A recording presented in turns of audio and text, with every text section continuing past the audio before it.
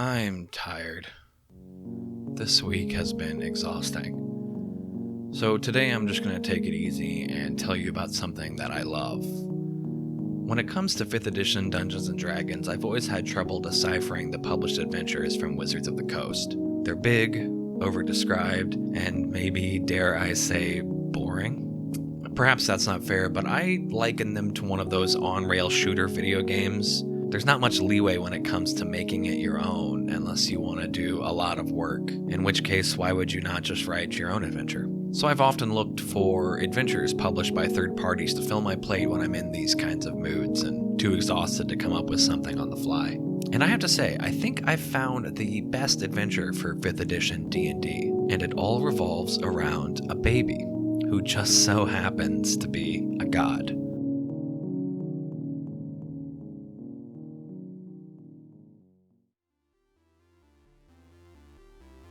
Highland Paranormal Society is a great hidden oddity of the tabletop world, a shop of wonders full of the most unique and usable adventures and ideas around. Over the years, they've created a Mononoke-style adventure in an ancient wood, a weird underworld tavern, the Stolen City, which I've mentioned before, and several others. Any one of them would easily fit in my top 10 D&D adventures simply for their imagination and ease of use, but only one takes the top spot. A low-level adventure of divine babysitting for Dungeons & Dragons 5th edition. A priestess has asked a band of adventurers, that's your party, to deliver a mysterious baby to a temple. But this is no ordinary child, and strange forces want its power for themselves. Now, I don't want to just describe the adventure. It's only 4 pages, so to do so would be a bit of a waste. But what I want to do is convince you that the $3 price tag is more than worth it, and that this should be the adventure you launch your next campaign with. Argument number 1. Look at this baby. It's so precious and has this cute little crown. Its stats are honestly hilarious and its actions are perfect for a group of level 1 adventures. It grants temporary hit points and can make cute little noises that pacify hostile enemies. It has a few other helpful abilities as well, but the baby needs to be taken care of for them to be active. So right off the bat, you're giving the party something that they have to take care of. They have to feed it, burp it, keep it clean. You, as the dungeon master, get to play an NPC you're probably not used to playing. A big, whiny baby that just wants to sleep and eat. When the party asks it what it wants, the only thing you can really do is look at them and do your best fake cry. This sort of thing will breed inter-party conversation, and in-character conversation at that. They'll need to work together, but you'll also learn things about the characters and they will learn things about each other, like who is good at taking care of children. What's the story behind that, if there is one? And who in the party is turned off by the idea of taking care of this child entirely? You get to ask leading questions of individuals during lulls in the conversation, prod them and try to guide them into conversations that you just wouldn't have if you were playing a Wizards of the Coast adventure. Argument number 2. The freedom of travel. Unlike the rails of the canon D&D adventures, What Child Is This takes place on a hex map. What this means is that the adventure is non-linear. There is no one way to get to the temple, and there is no set list of encounters that you'll run into along the way. Of the numbered locations on the map, the party only needs to go to 2 if they wish to accomplish the quest. But ideally, they only need to go to the 1, get the baby, and then they can do whatever the hell they want. But don't fret, there's a great incentive in place to push new players, or just first-level characters, to complete the quest. A hefty 500 gold sum. So it's not like you're just tossing the players out into the sands and wishing them luck. There's a nice goalpost for them to aim towards and try to figure out how to reach. The road forks towards 2 locations, offering this very obvious first choice. Go through the dangerous woods, or go to the Oasis Inn, which will extend the travel a bit. In my mind, anything that leads to the party having a conversation is excellent design. The less talking I have to do as the DM during a session, the more fun I can have. And this map alone gives me enough questions to shoot towards the players to put them into several-minute conversations. Do we want to risk the forest? What if we go off the road entirely? What's up in the corner of the map? More treasure? What if we don't want to give the baby over to the temple at all? So now you have a baby to take care of and a journey to make. But what's the point of the hexes? Do they just measure time? Distance? What does it matter if you just have to decide which path to go down? Well, that leads me to argument number 3, random encounters. So there's 21 encounters, and every time the party enters an unnumbered hex, you get to roll a d20 and see what happens.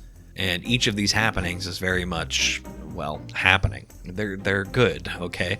My words aren't working too well right now, so let's just look at them. Number 12, a circle of blue roses instantly sprout from the ground around the child. Or number 2, 5 soldiers are sent by the undead King Basbit to kill the child. Or one like number 17, a dozen dead owls lie on the ground, shot with black arrows. The baby cries uncontrollably until they are buried, burned, or at least 100 feet away.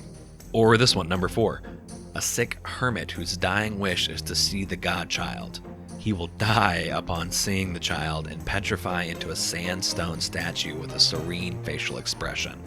These are story generators, world builders, and conflict instigators. Something beautiful can happen, or something that forces you to interact with the child in a way that will take some puzzling out. Or you could be introduced to the legendary thrill of combat that D&D built its rules around. But even then, Highland Paranormal Society seems to understand how the modern D&D party plays this game, as it's common for combat to be missing entirely. Remember that the baby has an ability that pacifies hostile enemies. So even if you're introduced to, say, number 3, the Doomstalker, who is far more powerful than you and wants to kidnap the baby and raise it for evil, the baby's sweet coos can render them unable to strike you down. What D&D adventure asks you to play as a demon lord who is rendered powerless at the sight and sound of a small baby? Think of the fun you could have while running this. I remember that when I ran it for my party, I had the Doomstalker devolve into baby talk and swear a demonic blood oath to do anything to protect this child. This adventure has everything you could need to introduce new players to the spirit of the game, or old players to a fun, exciting new campaign.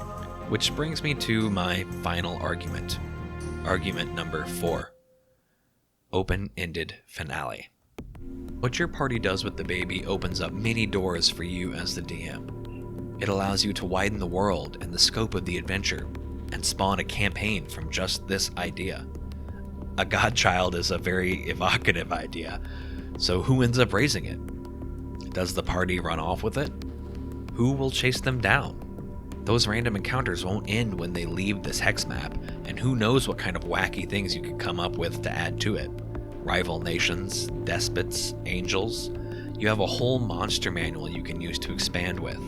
And what's great is that the adventure never tells you that any of these possible endings are wrong. It's written specifically to spark the adventure and let the party spread the flame. It's up to you to figure out who gets burnt and where the fire crawls.